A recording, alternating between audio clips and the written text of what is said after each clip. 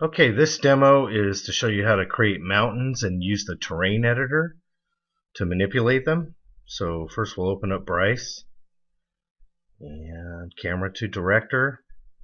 And the first thing I'm going to do is change the floor here. I'm going to give the floor a texture.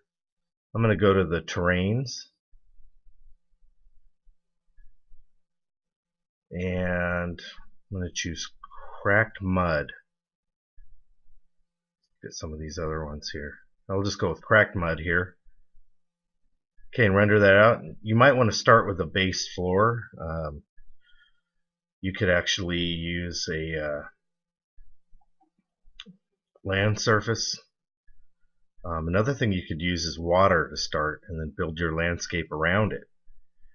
There's actually a water section in the terrains there, so you could also start with a water texture, which can look really nice if you want to do like some kind of seascape. Okay, but I'm going to go ahead and stay with the cracked mud, create a land structure, and I'm going to create a lake later. So up here is your terrain or your mountain. If you click on that little mountain up there icon, now you have a mountain range here, but notice that you have the straight edge around it. That doesn't look natural at all. So you're going to want to get rid of that edge. Couple ways you can do it. One, you can just bring it down under the ground a little bit. That takes care of it.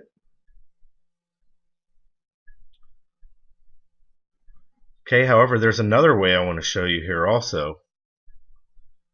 If you go into the edit button for the mountain, this is your terrain here, and you're looking at it from a top view looking down. Okay, this little flange here will edge up your mountain here. Okay, and you're basically looking at the mountain range from the top, looking down on it. The lighter values are the higher elevations. The darker values are closer to the ground. Okay, and this tool over here is your brush tool. I'm going to just select the default brush. Okay, oops. This is your strength here of your brush. This will take a little getting used to. That's not my default, so let me grab the default's up in the left hand corner there, and it looks like a circle. Okay, and here you can drag the mouse left or right. When you click on it, it'll make the brush bigger or smaller. Okay, again, here you can change your value to dark or light. Okay, and I've dragged it down to the darkest, and what it does is it takes away from the mountain range. Okay, if I drag it up to the lighter area in the white, now I'll add to it. Notice how I'm adding material to the mountain. And you can see it in the window on the right, what it's doing. So your brush tool can add to the mountains or take away. Now I'm going to select the eroded here and drag to the left or right. And you can see how the mountain range changes a little bit by eroding. I'm going to smooth it a little bit. Okay, so you have all these tools in here as well.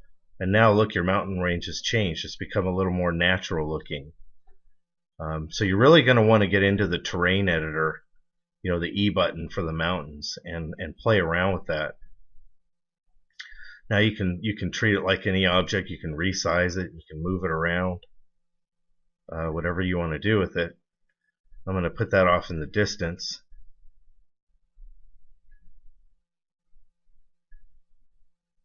Okay, and I'll look for a texture here that stands out from the ground a little bit more.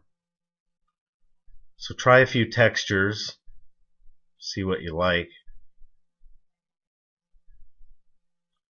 Kind of a purplish, doesn't look really natural though. The goal, what I want you to shoot for is a natural looking landscape. Maybe even almost strive for photorealism, something that looks almost photographic.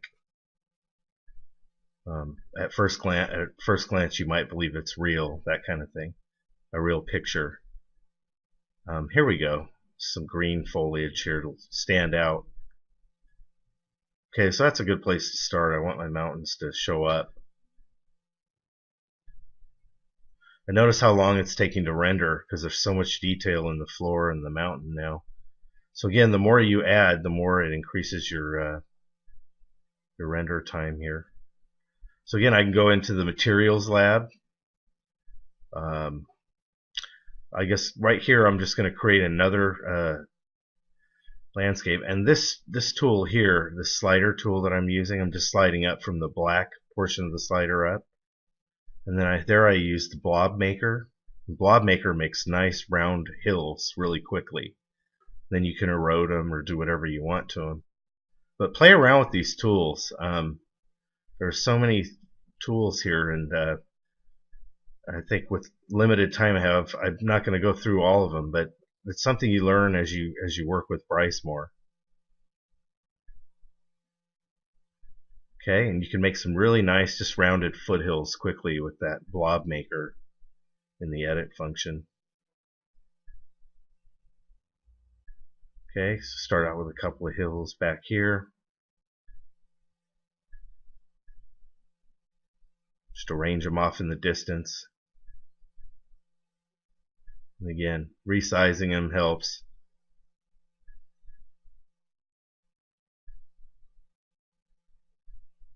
Okay, and there I just copied and pasted the same texture. So I'm creating a little mountain range here. To start off, I like to start with mountains and then get into more details from there.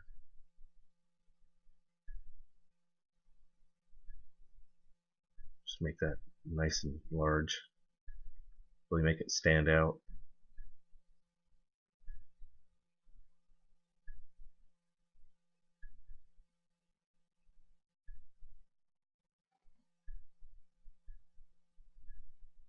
Okay, so now it's starting to look like a landscape. The mountains are starting to look believable. So again, you're shooting for a believability, a certain aspect of realism. For this project, I'm not looking for a really science fiction-y landscape. I want it basically to be real. And this slider tool is a huge help in creating the effect.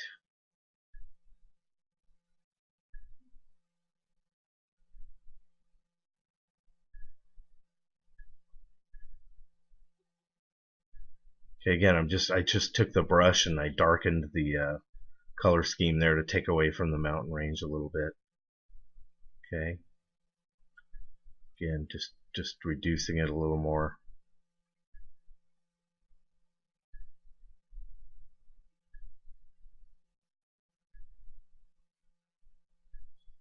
Add a little bit, bring a little back, and create your own kind of mountainscape there. So again, the goal is to make mountains that look eroded.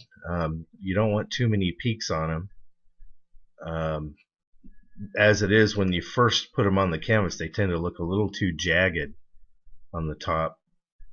So try to show some skill with the terrain editor and round out those edges a little bit and try to create believable looking mountains.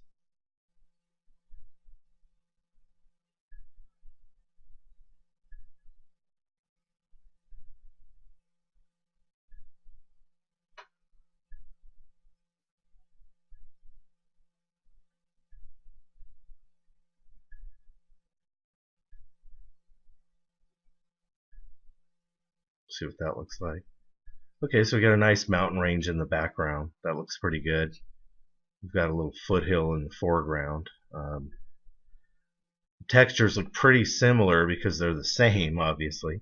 So maybe what I'll do is try to manipulate this texture a little bit here on this one.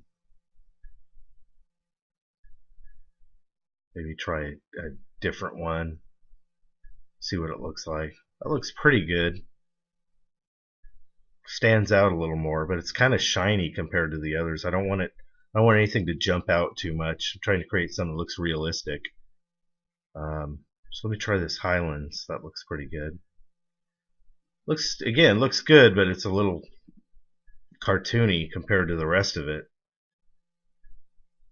And notice again, the rendering time is taking much longer with these detailed floors and the terrain, the mountains, and all the texture. Just takes a long time to render. Okay, so here I can go up into the texture editor tools, change some of the colors maybe just to make it stand out.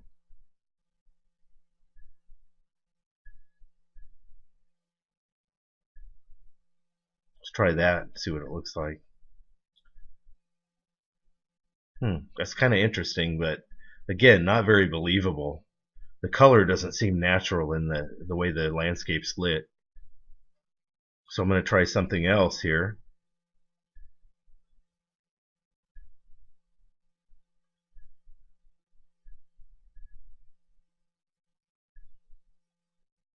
No, that's not going to work. Maybe a little darker.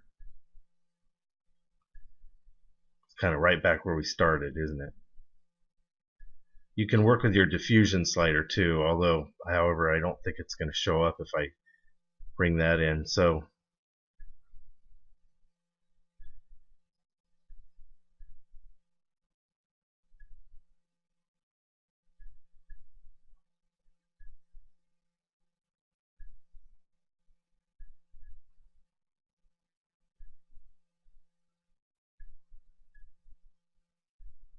okay, so here I'm just duplicating the same mountain range.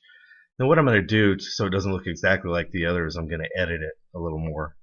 So you can duplicate mountains if you want, and then go in and into your terrain editor here and use your brush and your darkening tool there, and you can kind of cut into the mountain, make it a little different than it was before.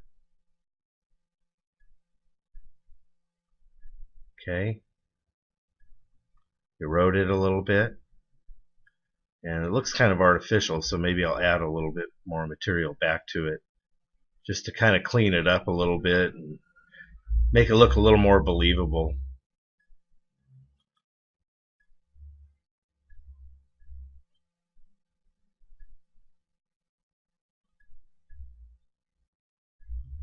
Try one of these fractals here. If you click on one of these fractals, then click on the bubble, you can see it creates gets some weird things happening. However, most of the time it doesn't work for me, but you might find a use for them. That's not going to work.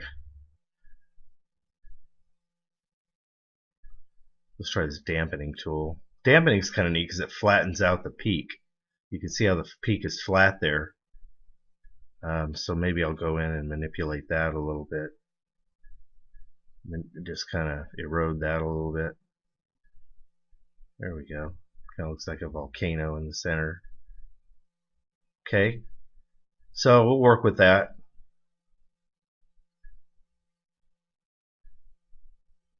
Again, resize it.